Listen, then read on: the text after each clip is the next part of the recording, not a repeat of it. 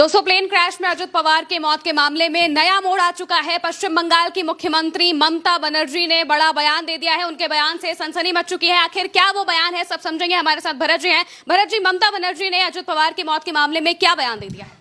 नया राजनीतिक मोड़ ले चुका है और ममता बनर्जी के बयान ने सनसनी मचा दी है। आज तक की हेडलाइन बिना कुछ कहे आपके सामने है। ये आज तक की हेडलाइन है और अभी अभी की हेडलाइन है। इसमें आज तक ने लिखा है कि महाराष्ट्र में बारामती में हुए विमान हादसे में नया राजनीतिक मोड़ ले लिया है। पश्चिम बंगाल की मुख्यमंत्री ममता बनर्जी और जम्मू कश्मीर के मुख्यमंत्री उमर अब्दुल्ला ने इस दुर्घटना को केवल एक हादसा मानने से इनकार करते हुए इसकी हाई लेवल जांच की मांग की है। और ममता बनर्जी ने क्या कहा है वो जब आप सुनेंगी तो सन्न रह जाएंगी। ममता बनर्जी, आप आइए इधर दिखाइए। ममता बनर्जी ने यह कहा कि अजीत पवार महायुति से अलग होना चाहते थे। अजीत पवार भारतीय जनता पार्टी का साथ महाराष्ट्र में छोड़ना चाहते थे और इससे पहले ही ये विमान हादसा हो गया। क्या कहा ममता बनर्जी ने, आप ठीक ममता बनर्जी की भाषा में सुनिए। देखिए, ममता बनर्जी के बयानों के जरिए, ममता बनर्जी आज तक लिखता है, ममता बनर्जी ने बयानों के जरिए गंभीर सवाल उठाते हुए कहा कि अजीत की मौत की ठीक से जांच होनी चाहिए, जिसकी निगरानी सीधे सुप्रीम कोर्ट करे। उन्होंने संकेत दिया कि अजीत पवार सत्ताधारी गठबंधन यानी महायुति से दूरी बना रहे थे। ममता ने कहा कि वो सत्ताधारी पार्टी के साथ थे, लेकिन किसी ने बयान दिया था कि वो बीजेपी छोड़ देंगे। ऐसे में अचानक यह हादसा संदिग्ध है। ममता बनर्जी बिल्कुल क्लियर कट इस तरफ साजिश की तरफ इशारा कर रही हैं और ये बता रही हैं। और अखिलेश यादव ने भी ये बात अभी तुरंत का ये बयान आ रहा, तुरंत की ये खबर आ रही है आज तक पर ही। अखिलेश यादव ने भी कहा है कि ममता बनर्जी ठीक कह रही हैं और जांच होनी चाहिए इस मसले की। उच्च अधिकारियों से, सुप्रीम कोर्ट के जजों की निगरानी में इसकी जांच कराई जानी चाहिए। उमर अब्दुल्ला, अखिलेश यादव, ममता बनर्जी सब इस पर सवाल खड़े कर रहे हैं कि अजीत पवार जिस प्लेन में शामिल थे, जिस प्लेन में सवार थे, वो प्लेन मामूली प्लेन नहीं था। वो प्लेन वीआईपी के लिए इस्तेमाल होता था और उस प्लेन में दो इंजन थे, सिक्योरिटी के इंतजाम थे, लग्जरी प्लेन था, वीआईपी लोग उड़ते थे, बिजनेस ट्रेवल्स के लिए इस्तेमाल किया जाता था, मेडिकल इमरजेंसीज के लिए इस प्लेन को इस्तेमाल किया जाता था। लियर जेट 45 इसका नाम था और ये प्रीमियम बिजनेस जेट में शामिल होता था। और वीएसआर वेंचर्स प्राइवेट लिमिटेड ये कंपनी थी। ये कंपनी इसको जो है ऑपरेट करती थी। और अब ये नया राजनीतिक मोड़ और नया राजनीतिक ट्विस्ट इसमें आता हुआ दिखाई दे रहा है। इसके पीछे साजिश की तरफ इशारा हो रहा है। इससे पीछे हमने कुछ दिन पहले देखा कि एक के बाद बड़े राजनीतिक कद के लोग और बड़े कद के लोग प्लेन हादसों में और हेलीकॉप्टर हादसों में मारे जाते हैं और उसके बाद ढाक के 3-5 जांच। और सड़क हादसों में तो भाई ये मालूम चल जाता है, इधर से डाला आया, उधर से टेम्पो आया, इसने उसको ठोका, इसने इसको ठोका। यहाँ तो देश के लोग और सारे लोग सिर्फ वही जान सकते हैं जो जांच कंपनियां जांच करके बताएंगी, जो डीजीसीए जांच करके बताएगा। डीजीसीए बताएगा कि भाई मेडे कॉल नहीं हुई। डीजीसीए बताएगा कि इस वाले प्रकरण में भी डीजीसीए ने बताया कि भाई कोई इमरजेंसी कॉल नहीं आई, कोई इमरजेंसी मैसेज नहीं आया, मेडे का संकेत नहीं आया। और विमान जो है एक या दो बार उसने लैंड करने की कोशिश की, दूसरी बार लैंड किया और कोहरे के कारण जो है ये विमान हादसा हो गया। प्रत्यक्षदर्शी कहते हैं कि बहुत तेजी से धमाका हुआ, तब उन्होंने देखा और 2-3 बार धमाके और हुए और उसके बाद विमान की जैसी हालत थी उसको देखकर लग नहीं रहा था कि कोई इसमें बचा होगा। अब ये विमान एक बार में हजारों किलोमीटर की यात्रा, एग्जैक्ट मैं आपको बताता हूं देख के, क्योंकि दर्शकों को बिल्कुल एग्जैक्ट जानकारी देनी चाहिए।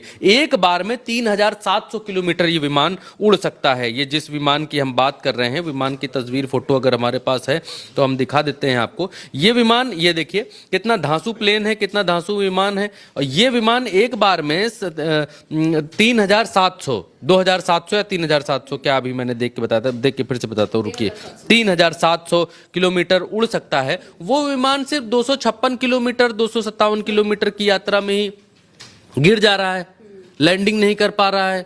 तो ये तो एविएशन मंत्रालय क्या कर रहा है, एविएशन मंत्री क्या कर रहे हैं? क्यों विमान को उड़ने की इजाजत दी गई?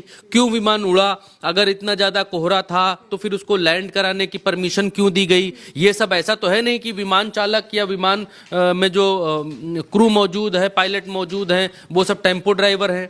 वो सब इससे पहले डाला चला रहे थे, ऐसा तो था नहीं। तो ये सब प्रैक्टिस होती है तो क्यों इजाजत दी गई उतरने की, जब विजिबिलिटी डीजीसीए बता रहा है कि कम थी, नहीं थी, दिखाई नहीं दे रहा था, उतारना था, यहाँ उतार दिया, वहां बिल्कुल ही नहीं दिख रहा था। तो जब इतना सब कुछ था तो क्यों उतरने की इजाजत दी गई?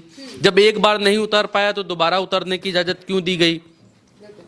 क्यों दूसरी जगह लैंड नहीं कराया गया? क्या एक डिप्टी सीएम की जान की कीमत कुछ नहीं थी?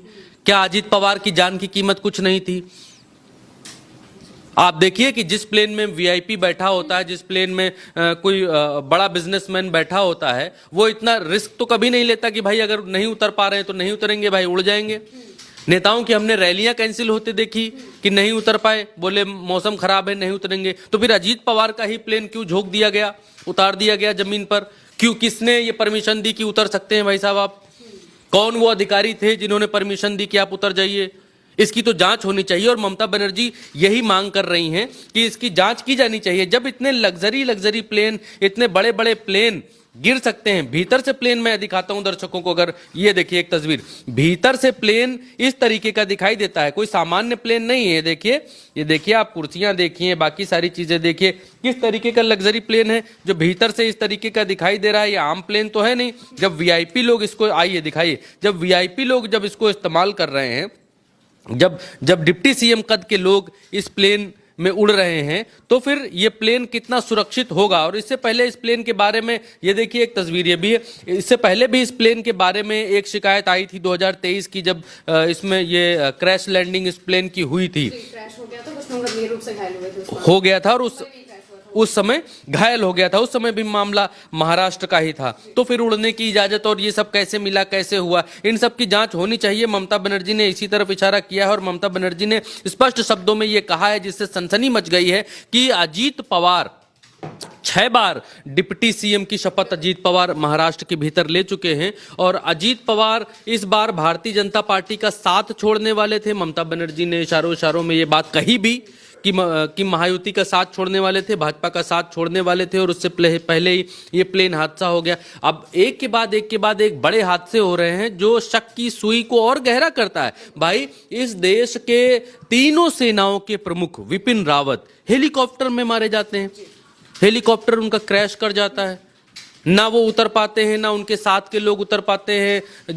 जो पिक्चरों, फिल्मों, कहानियों में दिखाते हैं, भाई हम लोग तो सड़क पर चलने वाले लोग हैं, पिक्चरों में दिखाते हैं कि भाई वो लेके कूद गए, पैराशूट लेके कूद गए, बच गए, जान बचाने के और तरीके हो सकते थे, होते हैं।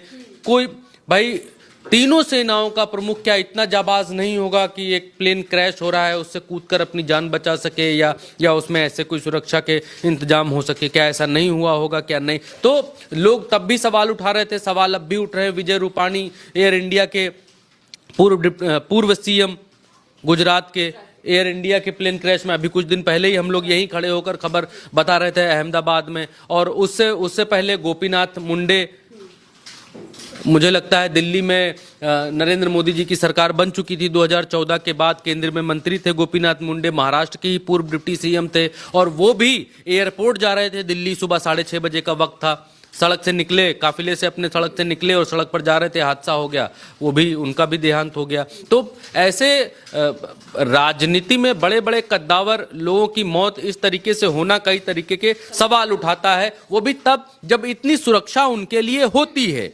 इतनी सुरक्षा उनके लिए होती है। अब प्लेन की जांच में क्या निकलेगा, पीछे भी आपने देखा एयर इंडिया की जांच में क्या निकला।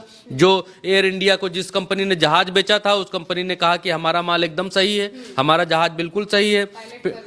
पायलट पर दोष मढ़ दिया कि भाई पायलट जो है, पायलट का बीवी से जो है तलाक का कुछ मसला चल रहा था, और ऐसा कुछ था जो सुनाई दिया कि वो बहुत परेशान था, माँ को याद कर रहा था और डिप्रेस था और दबाव में था, जिस वजह से उनने प्लेन हॉस्टल में लड़ा दिया।